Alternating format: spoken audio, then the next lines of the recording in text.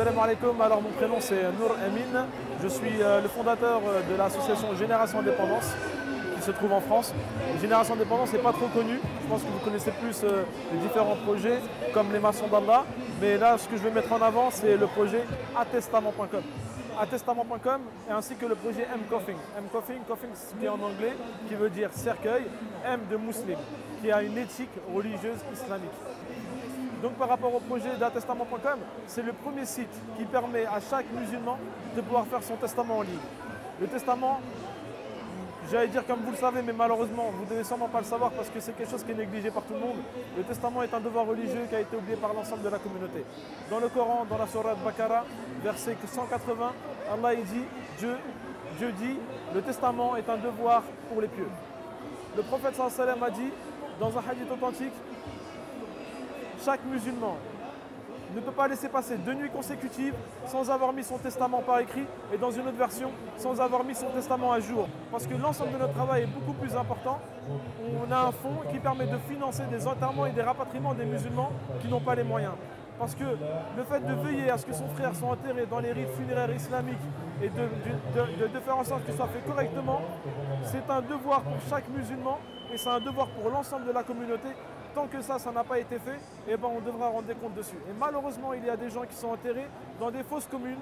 Il y en a, leurs parents, ils ne sont pas musulmans, ils ont décidé de les incinérer, ils ont décidé de les mettre dans des carrés chrétiens ou autres, ou je ne sais quoi. Et ça, c'est grave. Et je termine par rapport à ça, c'est sur la zakat.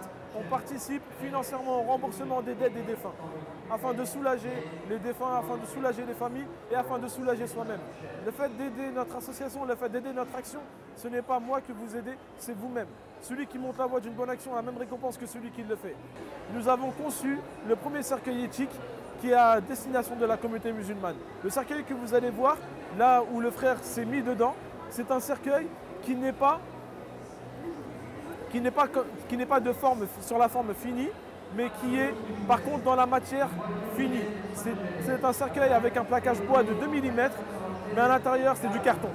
C'est beaucoup plus léger et en moins d'1 an, il permet aux défunts d'avoir un contact avec la terre. Pourquoi permettre aux défunts d'avoir un contact avec la terre? C'est très simple.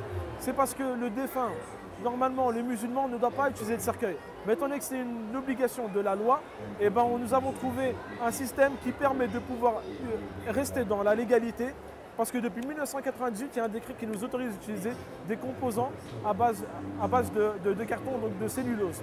Et nous, c'est ce que nous avons fait. Et notre cercueil, il est comme ça.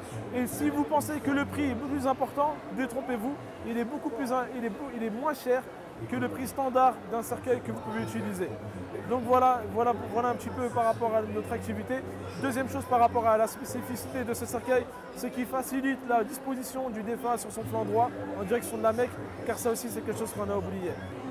Et avant de finir, j'aimerais aussi que vous visitez, Inch'Allah, la tombe. Je vous invite à visiter la tombe qui se trouve derrière moi, à vous approcher.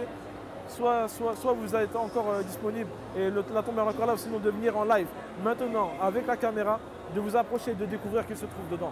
C'est très simple, c'est vous. C'est un miroir. Dans le trou de la tombe, c'est un miroir. Ça, c'est une destination qui est inévitable et qui est pour tout le monde. Barakallahu fikum, qu'Allah vous préserve de l'enfer. Wassalamu alaikum wa rahmatullahi wa barakatuh.